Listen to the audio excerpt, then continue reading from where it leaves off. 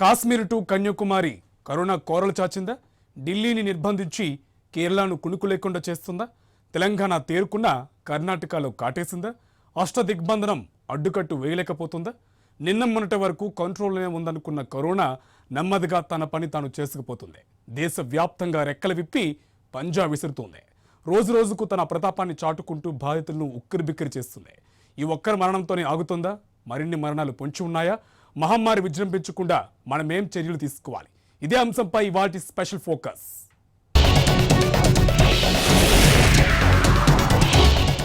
ఢిల్లీని డీలా పడేసింది, కేరళను కునుకు లేకుండా చేస్తుంది. తెలంగాణ తేరుకుందనే లోగా కర్ణాటకలో పంజా విసింది. గుడి బడి అన్నీ దిగ్బంధించిన మాయిదారి వైరస్ మరణ మృదంగం మోగించింది. రోజు రోజుకు పెరుగుతున్న పాజిటివ్ కేసులు పరేషాన్ చేస్తున్నాయి. ఈ మహమ్మారిని దేశం నుంచి పారదోలలేమా? వైరస్ వ్యాప్తిని అరికట్టలేమా? కోవిడ్ విలయాన్ని ఆపలేమా?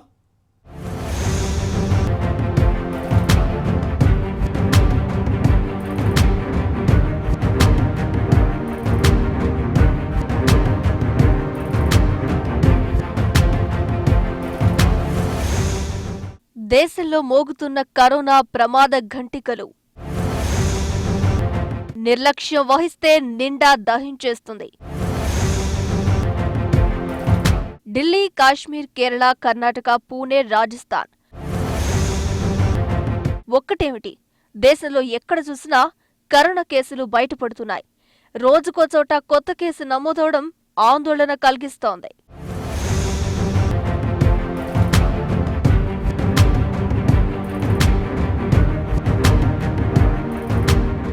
దేశంలో తొలి కరోనా వైరస్ మరణం నమోదైంది. కోవిడ్-19 లక్షణాలతో మంగళవారం మరణించిన వృద్ధుడికి కరోనా సోకినట్లు కర్ణాటక ఆరోగ్య విభాగం ప్రకటించింది. కలబుర్గికి చెందిన 76 ఏళ్ల వృద్ధుడు కరోనా లక్షణాలతో చనిపోయారు. కలబుర్గికి చెందిన ఆ వృద్ధుడు ఫిబ్రవరి 29న సౌదీ నుంచి హైదరాబాద్ వచ్చాడు. రాజీవ్ గాంధీ అంతర్జాతీయ విమానాశ్రయంలో స్క్రీనింగ్ నిర్వహించగా అతడిలో కరోనా లక్షణాలేవీ కనిపించలేదని అధికారులు తెలిపారు.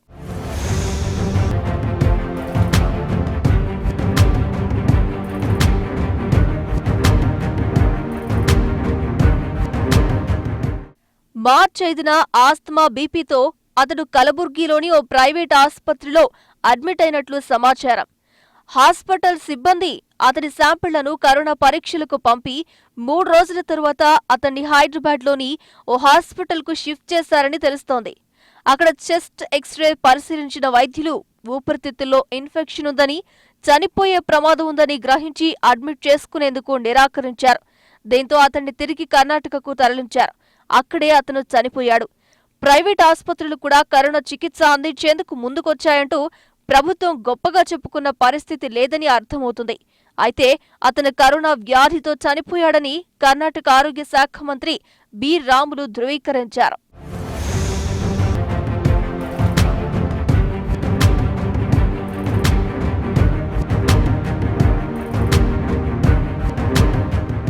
డెబ్బై 76 ఏళ్ల వ్యక్తి కరోనా లక్షణాలతో మృతి చెందడం ఇప్పుడు ఆందోళన రేకెత్తిస్తోంది.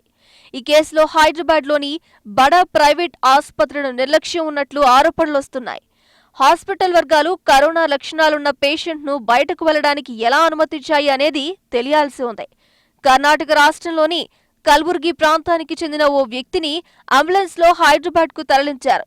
జూబ్లీహిల్స్లోని ఓ బడా కార్పొరేట్ ఆసుపత్రికి తరలించగా అతనికి కరోనా లక్షణాలుండటంతో గాంధీకి తరలించాలని సూచించారు. దీంతో అతని బంధువులు గాంధీకి కూడా మరో ప్రైవేట్ ఆసుపత్రికి తరలించింది. అక్కడ కరోనా లక్షణాలున్న వ్యక్తి బంధువుకు డాక్టర్ పరిచయం ఉండడంతో అక్కడ చేర్పించే ప్రయత్నం చేశారు. కానీ అక్కడ కూడా కరోనా అనుమానంతో చికిత్స చేయకపోవడంతో బంజారాహిల్స్లోని గుండె సంబంధిత చికిత్సలకు ఫేమస్ అయిన ఓ ఆసుపత్రికి తరలించారు. అక్కడ చెస్ట్ ఎక్స్రే పరిశీలించిన వైద్యులు ఊపిరితిత్తుల్లో ఇన్ఫెక్షన్ ఉందని, చనిపోయే ప్రమాదం ఉందని గ్రహించి అడ్మిట్ చేసుకునేందుకు నిరాకరించినట్టు తెలుస్తోంది.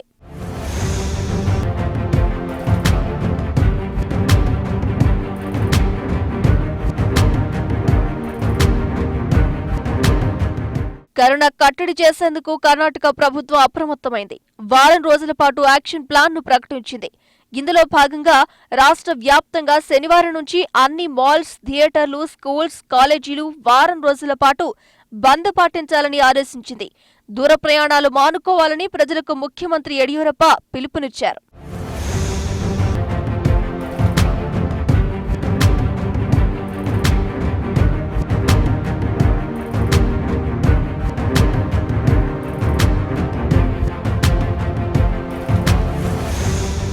మరోవైపు ప్రాణాంతక కరోనా వైరస్ భారత్లో క్రమంగా విస్తరిస్తోంది.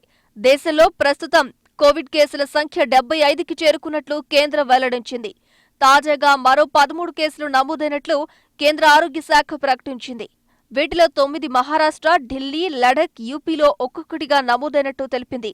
వీరిలో 58 మంది భారతీయులు, 17 మంది విదేశీయులు ఉన్నారని ఈ మేరకు కేంద్ర విదేశాంగ మంత్రి జైశంకర్ పార్లమెంట్లో తెలిపారు. దేశంలోని విమానాశ్రయాల్లో దాదాపు 11,14,000 మంది ప్రయాణికులకు స్క్రీనింగ్ నిర్వహించినట్లు కేంద్రం తెలిపింది. And our approach in responding to this international challenge. As all honorable members are aware, the global spread of coronavirus is now real and serious. Yesterday, the WHO declared it as a pandemic. As a country whose citizens are spread across the world, this is a matter of utmost concern. At the same time, it is absolutely essential that we react responsibly and soberly. What we say and what we do should address problems, not spread panic in different parts of the world. As a government, we will assess these in terms of their urgency and seriousness and respond accordingly. As the House would have noted, where specific interventions are required, as in the case of Wuhan in China, the Diamond Princess crew in Japan, or now the pilgrims in Iran, we will take necessary action. But these are exceptional situations that require exceptional response. At this time, travel in itself is not recommended as it only heightens risks. Where communities are understandably anxious, we should reassure them and encourage the observance of globally recognized precautions and procedures. An excessive sense of alarm would only be to the detriment of those who are really in need. గత 2 వారాలుగా దేశంలో corona కేసులు వేగంగా పెరుగుతున్నాయి. వీటిలో కేరళలోనే అత్యధికంగా 17 వరకు కేసులు నమోదయ్యాయి. తాజాగా ముంబైలో తొలిసారి 2 కరోనా కేసులు నిర్ధారణ అయినట్లు మహారాష్ట్ర ముఖ్యమంత్రి ఉద్ధవ్ ఠాక్రే ట్విట్టర్లో వెల్లడించారు. దీంతో మహారాష్ట్ర వ్యాప్తంగా కరోనా కేసుల సంఖ్య 11కు చేరింది. పూణేలో 8, ముంబైలో 2, నాగ్పూర్లో 1కి కరోనా ఉన్నట్టు తేలింది. ఉత్తరప్రదేశ్లో కరోనా కేసుల సంఖ్య 9కి చేరింది.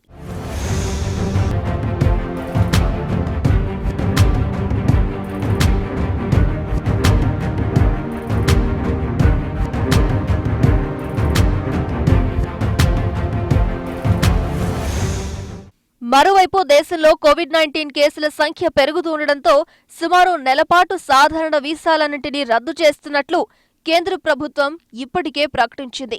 దౌత్య, అధికార, ఐరాస, అంతర్జాతీయ సంస్థలు, ఉద్యోగుల, ప్రాజెక్టు వీసాలు తప్ప సాధారణ వీసాలన్నింటినీ ఏప్రిల్ 15 వరకు నిలిపివేస్తున్నట్లు తెలిపింది. కేంద్ర ఆరోగ్య మంత్రి హర్షవర్ధన్ నేతృత్వంలో జరిగిన కేంద్ర మంత్రుల సమావేశంలో ఈ నిర్ణయం తీసుకున్నారు. ప్రవాస భారతీయులకు కల్పించిన వీసారహిత పర్యాటక సౌకర్యాన్ని ఏప్రిల్ 15 వరకు నిలుపుదల చేస్తున్నట్లు వెల్లడించారు. ఫిబ్రవరి 15 తర్వాత చైనా, ఇటలీ, ఇరాన్, దక్షిణ కొరియా, ఫ్రాన్స్, స్పెయిన్, జర్మనీ నుంచి వచ్చిన లేదా ఆయా దేశాలను సందర్శించిన విదేశీ పర్యాటకులు భారతీయులను 14 రోజుల పాటు వేరుగా క్వారంటైన్లో ఉంచారు. केयरफुल रहना चाहिए, अपने आप को सिक्योर करो, ज़्यादा बाहर से मत जाओ, टेक केयर ऑफ योरसेल्फ। विदेश तो ट्रैवल नहीं करो और विदेश से जो आ रहे हैं उनको आने मत दो। पहले से फ़ोन करके कह दीजिए कि आप रिश्तेदार सब आना चाहते हैं ना, अभी मई महीने में सब लोग छुट्टी के लिए आते हैं, तो उनको सब एज इट इज़ उधर से अमेरिका से तो वीज़ा तो मिलने वाला नहीं है किसी को भी। अब बहुत अच्छा है इन्होंने रोक दिया है, बट हम लोगों का यहाँ पे हिंदुस्तान में बिल्कुल बहुत ही संभालना चाहिए, क्योंकि यहाँ पे सब लोग बहुत एक साथ जुट के रहते हैं ना, हमारा कॉलोनी सब नज़दीक नज़दीक में, तो जब फैलने का बहुत ही मौका है, तो बी वेरी केयरफुल, इसको लाइटली ना लें। क्योंकि मैंने बहुत सारे मजाक करते हुए देखा है व्हाट्सएप में से, अरे कोरोना क्या मरोना, मजाक करते हैं बेचारे, उनको मालूम नहीं है कि कितना सीरियस है। अगर लगा तो फिर मालूम पड़ेगा कि ये कितना डेंजरस है।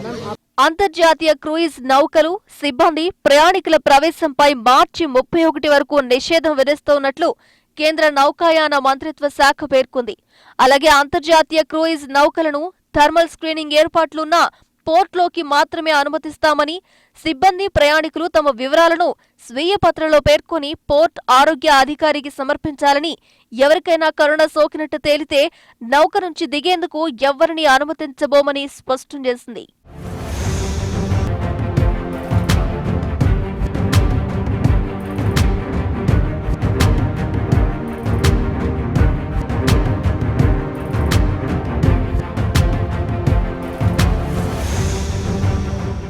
కరోనా వైరస్ వ్యాప్తి నేపథ్యంలో ఆయా రాష్ట్రాల ప్రభుత్వాలు అప్రమత్తమయ్యాయి. కరోనా వైరస్ ను అరికట్టేందుకు రాష్ట్ర ప్రభుత్వాలు చర్యలు తీసుకుంటున్నాయి. కరోనా ప్రభావంతో కేరళ అసెంబ్లీ నిరవధిక వాయిదా పడింది. షెడ్యూల్ ప్రకారం ఏప్రిల్ 8వ తేదీ వరకు కేరళ అసెంబ్లీ కొనసాగాల్సి ఉంది. కరోనా వైరస్ ను విపత్తుగా ఒడిశా ప్రభుత్వం ప్రకటించింది. అసెంబ్లీని కూడా మార్చి 29 వరకు వాయిదా వేసినట్లు ఆ రాష్ట్ర ప్రభుత్వ అధికారులు తెలిపారు. కేరళ, ఒడిశాతో పాటు ఉత్తరప్రదేశ్లో మార్చి 31వ తేదీ వరకు పాఠశాలలకు సెలవు ప్రకటించారు. సినిమా హాళ్లను మూసివేశారు.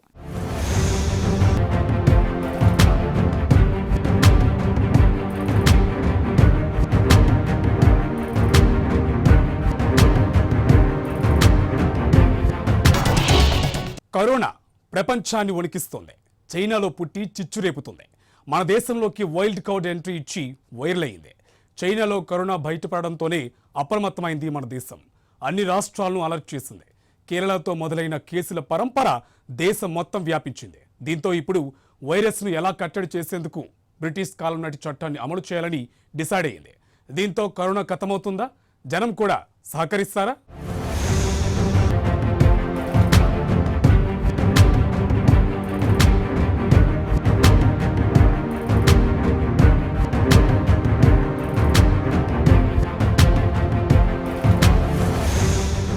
దేశవ్యాప్తంగా కరోనా అలజడి ఎక్కడికక్కడే దిగ్బంధం. బడి, గుడి, సినిమా హాళ్లు అన్నీ బంద్.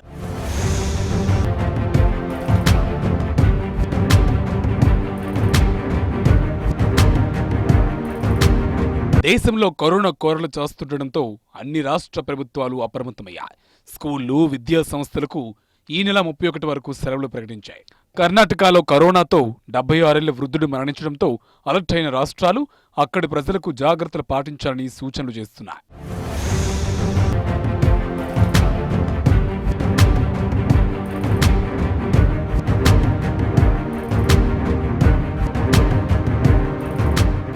ప్రభుత్వ స్కూళ్లతో పాటు ప్రైవేట్ స్కూళ్లు కూడా కరోనా దెబ్బకు మూసివేస్తున్నారు. బీహార్లో అన్ని పాఠశాలలు, కళాశాలలు, శిక్షణా సంస్థలను ఈ నెల 31 వరకు మూసివేస్తున్నట్లు నితీష్ కుమార్ ప్రభుత్వం ప్రకటించింది. ప్రభుత్వ పాఠశాలల్లో చదివే విద్యార్థులకు ఈ సెలవు రోజులకు మధ్యాహ్న భోజనానికి సంబంధించిన డబ్బులు వారి బ్యాంకు ఖాతాల్లో జమ చేస్తామని ప్రభుత్వం స్పష్టం చేసింది. యూపీ, హర్యానాలోనూ స్కూళ్లు మూతపడ్డాయి. యూపీలో 11 కేసులు నమోదు కావడంతో ఈ నెల 22 వరకు పాఠశాలలు, కళాశాలలకు సెలవులు ప్రకటించారు. ఈ మహమ్మారిని ఎదుర్కొనేందుకు రాష్ట్రంలో మొత్తం 4100 మంది వైద్యులకు శిక్షణ ఇచ్చినట్లు సీఎం యోగి ఆదిత్యనాథ్ తెలిపారు. అలాగే ప్రతి జిల్లాలో ఐసోలేషన్ వార్డులను ఏర్పాటు చేశారు. హర్యానాలో ఈ నెల 31 వరకు స్కూళ్లు, కళాశాలలు, విశ్వవిద్యాలయాలకు సెలవులు ప్రకటించారు.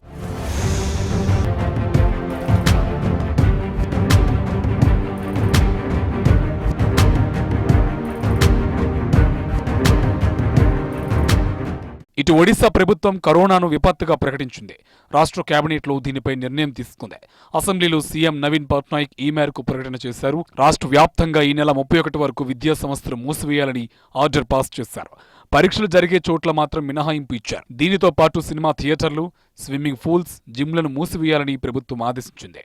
వైరస్ వ్యాప్తిపై మధ్యప్రదేశ్ సీఎం కమల్నాథ్ సమీక్ష నిర్వహించారు. ప్రభుత్వ, ప్రైవేట్ స్కూళ్లకు సెలవులు ప్రకటించారు. తదుపరి ఆదేశాలు వచ్చే వరకు తరగతులు ఉండవని స్పష్టం చేశారు. కేరళలో 17 కేసులు నమోదు కావడంతో అక్కడ పినరయి విజయన్ సర్కార్ యుద్ధ ప్రాతిపదికన చర్యలు చేపట్టింది. జన సమూహం ఉండే సందర్భాలన్నింటినీ నిషేధించింది. పెళ్లిళ్లను పోస్ట్ పోన్ చేయాలని సూచించింది. గుడి, బడి, థియేటర్లు అన్నింటినీ మూసివేయాలని ఆదేశించింది. మరోవైపు అసెంబ్లీ సమావేశాలు నిరవధికంగా వాయిదా వేసింది. వైరస్ ప్రభావిత ప్రాంతాలపై ఎమ్మెల్యేలు దృష్టి పెట్టి పనిచేయాలనే ఉద్దేశంతోనే సమావేశాలను వాయిదా వేసింది. ఏప్రిల్ 8 వరకు సమావేశాలు జరగాల్సి ఉన్నప్పటికీ కరోనా తీవ్రతతో నిరవధికంగా వాయిదా వేశారు.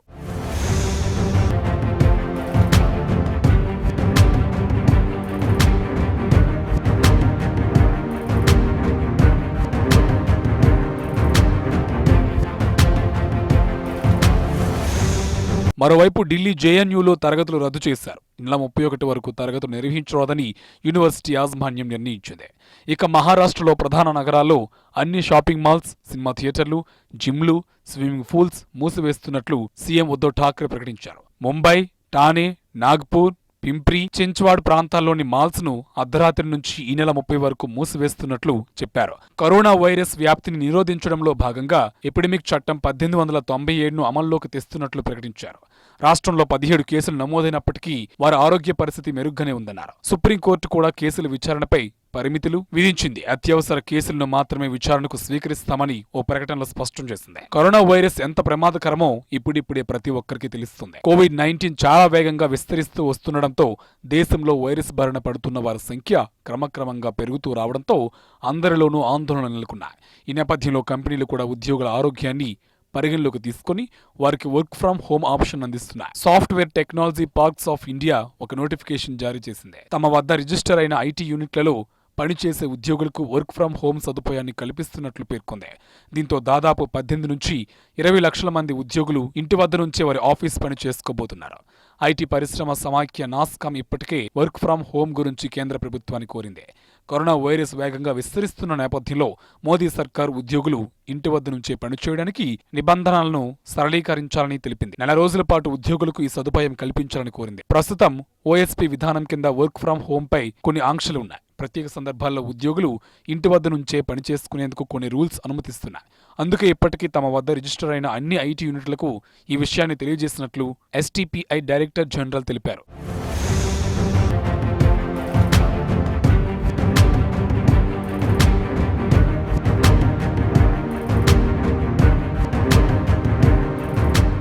కరోనా వైరస్ పట్ల మోదీ ప్రభుత్వం నిర్లక్ష్యంగా వ్యవహరిస్తోందని కాంగ్రెస్ మాజీ అధ్యక్షుడు రాహుల్ గాంధీ ఆరోపించారు.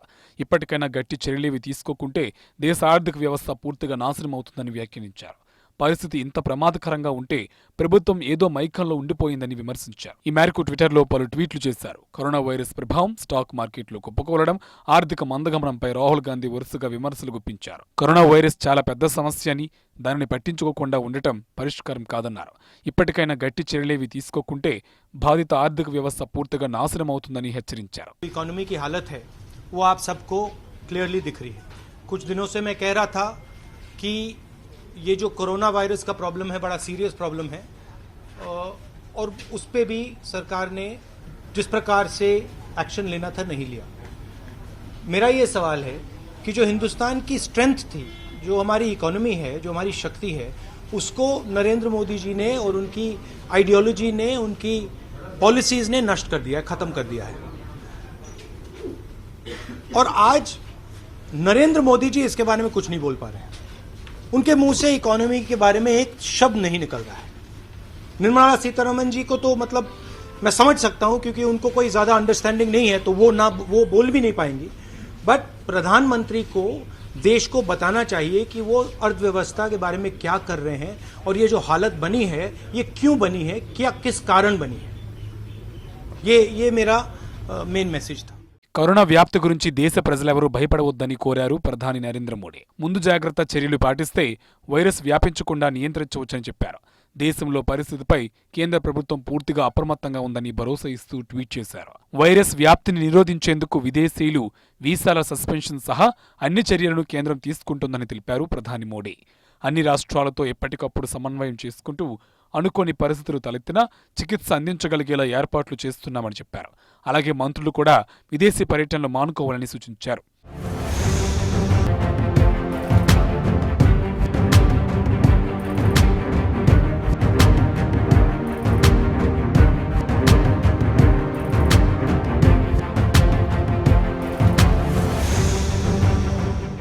అలాగే క్రికెట్ అభిమానుల ఆశలపైన కరోనా ప్రభావం చూపింది.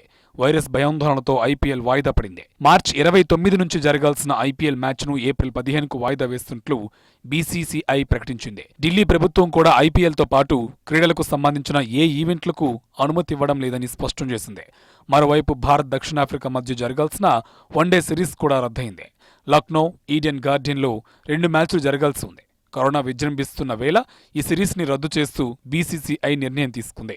ఈ నేపథ్యంలో దక్షిణాఫ్రికా టీం తమ దేశానికి వెళ్లిపోవాలని భావిస్తున్నట్టు సమాచారం.